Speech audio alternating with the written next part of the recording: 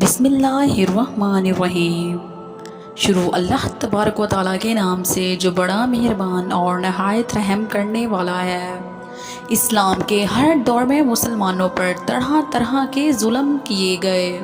اور مسلمانوں کو اللہ تبارک و تعالیٰ کی ذات سے دور کرنے کی ناکام کوششیں کی گئیں، لیکن جو سچا مسلمان ہوتا ہے وہ اپنا سب کچھ تو لوٹا دیتا ہے، لیکن وہ اپنے سچے رب کو کبھی نہیں چھوڑتا۔ اس مسلمان کا حقیقی مالک صرف اس کا اللہ عز و جل ہوتا ہے۔ یہی وجہ ہے کہ اللہ تبارک و تعالیٰ اپنے بندے سے 70 ماؤں سے بھی زیادہ پیار کرتا ہے۔ ایسا ہی ایک ایمان فروز واقعہ آج کی اس ویڈیو میں ہم آپ کو بتائیں گے کہ کس طرح ایک خاتون نے اپنا سب کچھ اپنے رب کریم پر قربان کر دیا۔ پیارے دوستو، یہ ایمان فروز واقعہ فرعون کی بیوی کا ہے۔ آج ہم آپ کو اس ویڈیو میں بتائیں گے کہ دنیا کے سب سے بڑے جابر اور ظالم جو کہ خدائی کا دعوے دار تھا، اس کے باوجود بھی اس کی بیوی کس طرح اللہ تبارک و تعالیٰ کی وحدانیت پر ایمان لے کر آئی، ان کا ایمان لانے کا سبب کیا بنا۔ اور جب فرعون کو اپنی بیوی کے ایمان لانے کی خبر ملی تو اس بدبخت نے اس نیک خاتون پر کون کون سے ظلم و ستم کے پہاڑ ڈھائے، اور فرعون کی بیوی کون تھی اور کس کی اولاد میں سے تھی۔ پیارے دوستو، اس قابل رش قربانی کے بعد اللہ تبارک و تعالیٰ نے اس نیک خاتون کو کس قدر مقام اور مرتبہ عطا فرمایا تھا۔ پیارے دوستو، فرعون کی بیوی حضرت آسیہ رضی اللہ عنہا تعالیٰ تھا۔ یہ بادشاہی مصر ریان بن ولید کی اولاد میں سے تھی، اور یہ ریان بن ولید وہی بادشاہ تھا جو حضرت یوسف علیہ السلام کے دور میں بادشاہ مصر تھا، اور یہ خوش نصیب بادشاہ حضرت یوسف علیہ السلام پر ایمان لے آیا تھا۔ فرعون کی بیوی حضرت آسیہ رضی اللہ عنہا تعالیٰ انتہائی حسین و جمیل خاتون تھی، کیونکہ یہ خاتون بادشاہ کی اولاد میں سے تھی۔ اسی وجہ سے اس کے پاس مال و دولت کی کوئی کمی نہ تھی، اسی وجہ سے خدام ان کے آگے پیچھے رہا کرتے تھے۔ یہ پاک دامن خاتون فرعون کو ناپسند کرتی تھی، لیکن فرعون چونکہ اس وقت مصر کا بادشاہ تھا، اسی وجہ سے فرعون نے اس عورت کی خوبصورتی کو دیکھ کر زبردستی اس سے نکاح کر لیا تھا، جبکہ حضرت آسیہ رضی اللہ عنہا اور ان کے والدین اس نکاح سے خوش نہ تھے، لیکن انہوں نے حالات کی مجبوری کی وجہ سے حضرت آسیہ رضی اللہ تعالیٰ عنہا کا نکاح فرعون سے کر دیا تھا۔ پیارے دوستو، فرعون کی حکومت و سلطنت اور مال و دولت کی کثرت اور طاقت کے نشے نے حد سے زیادہ مغرور اور بے لگام بنا دیا تھا۔ اس طرح اس بدبخت کافر نے ہزاروں بنی اسرائیل کے لوگوں کو اپنا غلام بنا کے رکھا ہوا تھا اور ان پر طرح طرح کے ظلم کرتا تھا۔ چونکہ اس بدبخت نے خدائی کا دعویٰ کر رکھا تھا، اس لیے وہ تمام انسانوں کو اپنا غلام تصور کرتا تھا اور ان معصوم لوگوں کے ساتھ جانوروں جیسا سلوک کرتا تھا۔ چنانچہ وقت یوں ہی تیز رفتاری کے ساتھ چلتا رہا۔ سال مہینوں میں اور مہینے ہفتوں میں اور ہفتے دنوں میں تبدیل ہو کر چلتے گئے، اور پھر وہ وقت بھی آ گیا کہ اللہ تبارک و تعالیٰ کے پیارے نبی حضرت موسیٰ علیہ السلام اور حضرت ہارون علیہ السلام اس دنیا کے اندر تشریف لائے، اور مصر کی سرزمین لا الہ الا اللہ کی صدا سے گونج اٹھی۔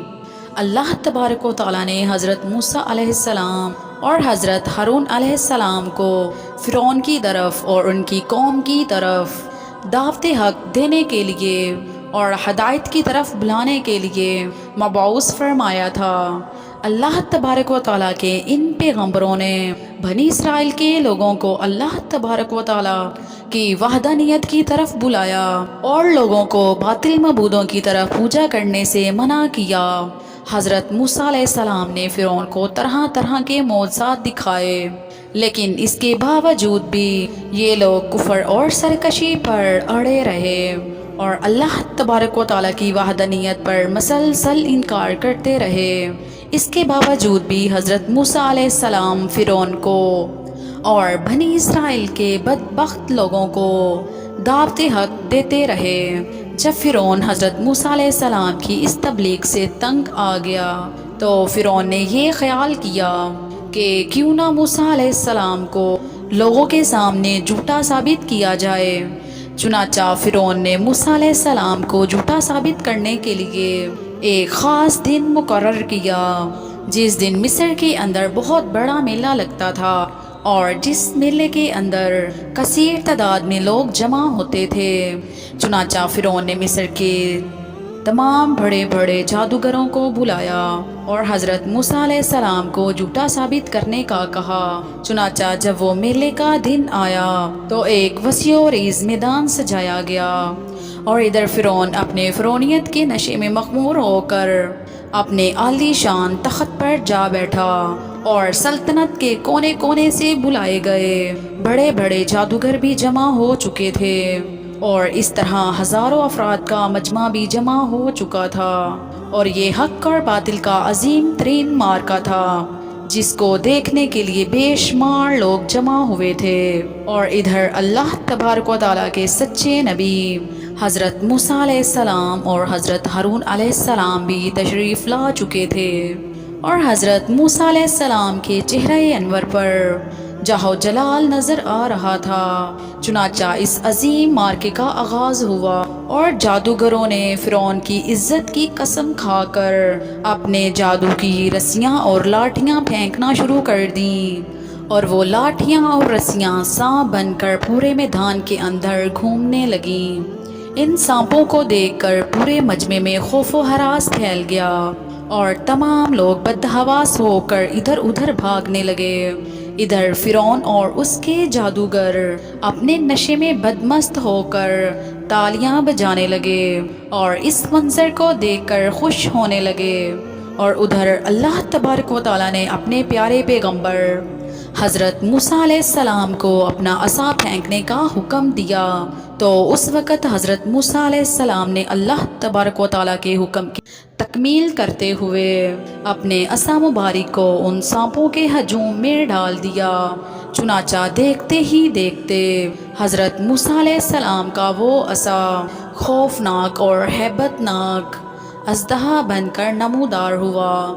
جس نے جادوگروں کے تمام چھوٹے چھوٹے سانپوں کو نگل لیا۔ حق و باطل کا یہ عظیم الشان منظر دیکھ کر جادوگروں کے دلوں میں ایمان کا نور چمک اٹھا اور تمام جادوگر اللہ تبارک و تعالیٰ کی بارگاہ میں سجدے میں گر گئے، اور تمام جادوگروں نے اللہ تبارک و تعالیٰ کی وحدانیت کی تصدیق کی اور اللہ تبارک و تعالیٰ کی سچی ذات پر ایمان لے آئے۔ چنانچہ جب حضرت موسیٰ علیہ السلام کے اس عظیم الشان معجزے اور جادوگروں کی ایمان لانے کی خبر حضرت آسیہ رضی اللہ عنہا تک پہنچی تو اس وقت حضرت آسیہ رضی اللہ عنہا کے دل میں بھی فوراً حق کا نور چمک اٹھا، اور اس طرح حضرت آسیہ رضی اللہ تعالی عنہا اللہ تبارک و تعالیٰ کی وحدانیت پر ایمان لے آئیں۔ لیکن ان کا ایمان لانا اتنا آسان نہ تھا، کیونکہ وہ ایک جابر اور ظالم اور خدائی کے دعوے دار بدبخت حکمران کی بیوی تھی، اور حضرت آسیہ رضی اللہ تعالیٰ عنہا کے دل میں بھی یہ ڈر تھا کہ اگر فرعون کو میرے ایمان کا پتہ چل گیا تو وہ ظالم بادشاہ مجھ پر ظلم و ستم کے پہاڑ ڈالے گا اور اپنے ظلم کی تمام حدیں پار کر دے گا۔ لیکن اس کے باوجود بھی حضرت آسیہ رضی اللہ تعالی عنہا نے اپنا سب کچھ اللہ تبارک و تعالیٰ کی ذات پر چھوڑ دیا اور اللہ تبارک و تعالیٰ کی وحدانیت پر ایمان لے آئیں۔ ابتدا میں حضرت آسیہ رضی اللہ تعالی عنہا نے ابتدا میں اپنے ایمان کو کسی پر بھی ظاہر نہ کیا۔ کچھ عرصہ یوں ہی گزرتا رہا، اور پھر ایک دن ایسا عجیب و غریب واقعہ پیش آیا کہ اس واقعے کے بعد حضرت آسیہ رضی اللہ تعالیٰ عنہا کے دل میں فرعون کے لیے مزید غضب کی آگ بھڑک اٹھی، اور حضرت آسیہ رضی اللہ تعالیٰ عنہا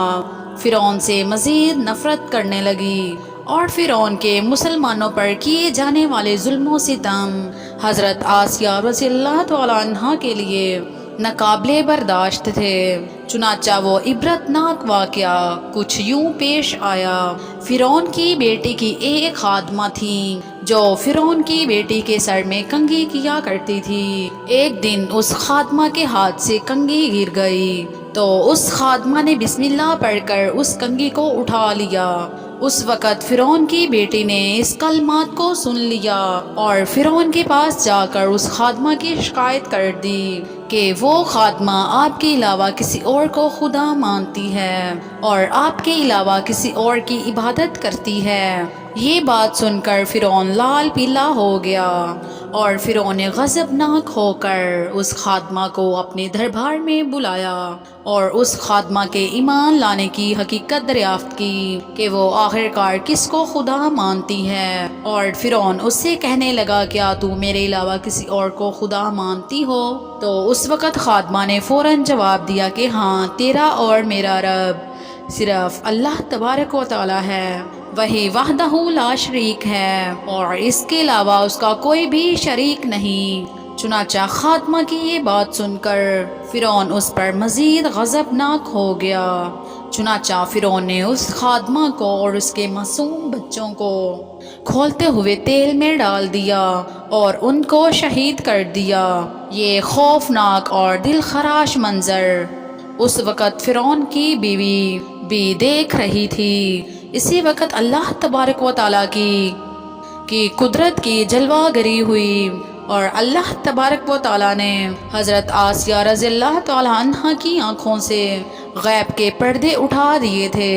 اور فرعون کی بیوی کی بصیرت کو روشن فرما دیا تھا۔ اور فرعون کی بیوی نے یہ منظر بھی دیکھا کہ فرشتے اس خادمہ کی روح کو لے کر آسمان کی طرف جا رہے ہیں۔ اس طرح فرشتوں کو دیکھنے کے بعد فرعون کی بیوی کا ایمان مزید مضبوط ہو گیا، اور مزید وہ اللہ تبارک و تعالیٰ کی وحدانیت کا یقین کرنے لگی، اور حضرت موسیٰ علیہ السلام کی صداقت اور حقانیت بھی واضح ہو گئی۔ اس خوفناک منظر کو دیکھنے کے بعد فرعون کی بیوی سوچ میں پڑ گئی کہ میں مسلمان ہونے کے باوجود بھی مسلمانوں پر ہونے والے تمام ظلم و ستم کو کس طرح سے برداشت کر سکتی ہوں۔ ابھی فرعون کی بیوی انہی خیالات کے اندر گم تھی کہ فرعون اپنی بیوی کے پاس آیا اور اس مظلوم عورت پر کیے جانے والے اپنے ظلم و ستم کی داستان کو اپنی بیوی کے ساتھ بیان کرنے لگا۔ اس وقت فرعون کی بیوی نے اپنے دل ہی دل میں فرعون کے خلاف بغاوت کرنے کا، علم بلند کرنے کا ارادہ کر لیا تھا۔ جب فرعون نے اپنی بیوی کو اس مظلوم عورت کی شہید کرنے کی خبر دی تو فرعون کی بیوی نے فرعون سے کہا کہ اللہ تیری خرابی ہو، کس شے نے تمہیں اللہ تبارک و تعالیٰ کے مقابلے میں اتنا بے باک کر دیا ہے؟ یہ بات سن کر فرعون ایک بار پھر بھڑک اٹھا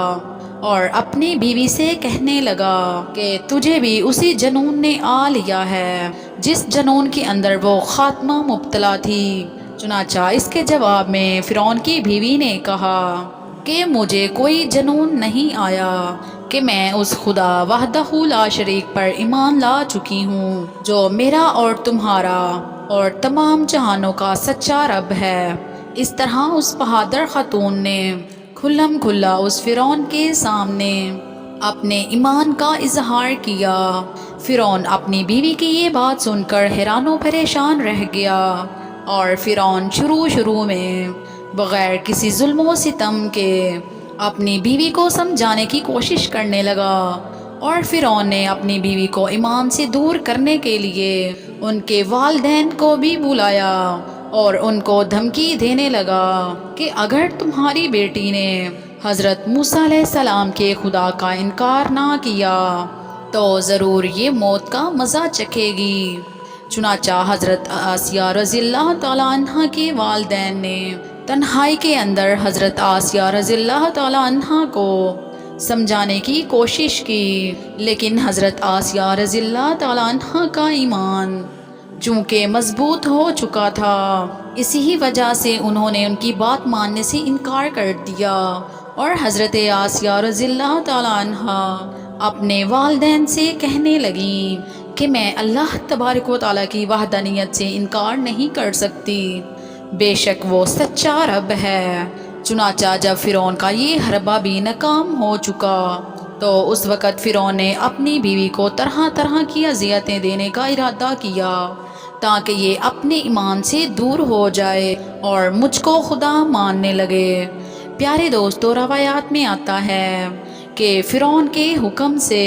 حضرت آسیہ رضی اللہ تعالیٰ عنہ کو طرح طرح کی اذیتوں کے اندر مبتلا کر دیا گیا، حتیٰ کہ حضرت آسیہ رضی اللہ تعالیٰ عنہ کے ہاتھوں اور پاؤں میں میخیں لگا کر دھوپ کے اندر سورج کی طرف رخ کر کے لٹا دیا گیا، اور آپ کے سینے کے اوپر چکی کا بھارا بھرکم پتھر رکھ دیا گیا تاکہ آپ ہل نہ سکیں۔ لیکن ان تمام تر تکالیف اور ان مصائب کے باوجود بھی حضرت آسیہ رضی اللہ تعالیٰ عنہ کے ایمان کے اندر ذرہ برابر بھی کمی نہ آئی، بلکہ ان تمام تر تکالیف کے باوجود بھی آپ کے ایمان کے اندر مزید اضافہ ہوتا چلا گیا۔ چنانچہ جب فرعون نے ان تمام تر تکالیف کے بعد اپنی بیوی سے ایمان سے پھرنے کا کہا تو حضرت آسیہ رضی اللہ تعالیٰ عنہ نے بڑا ہی ایمان افروز اور ایمان کو تازہ کر دینے والا جواب دیا، جس سے فرعون کا گمنڈ خاک میں مل گیا، اور فرعون حضرت آسیہ رضی اللہ تعالیٰ عنہ کے ایمان اور ہمت کے آگے گھٹنے ٹیکنے پر مجبور ہو گیا۔ چنانچہ حضرت آسیہ رضی اللہ تعالیٰ عنہ نے ارشاد فرمایا کہ اے دشمن خدا اور ظالم انسان، تو میرے وجود پر تو قادر ہو سکتا ہے، لیکن میرا دل اللہ تبارک و تعالیٰ کی پناہ کے اندر ہے۔ اگر تو میرے جسم کے ہر حصے کو بھی کاٹ دے تب بھی میرا عشق اور ایمان اللہ تبارک و تعالیٰ کی بارگاہ میں بڑھتا چلا جائے گا۔ اسی طرح جب حضرت آسیہ رضی اللہ تعالیٰ عنہ پر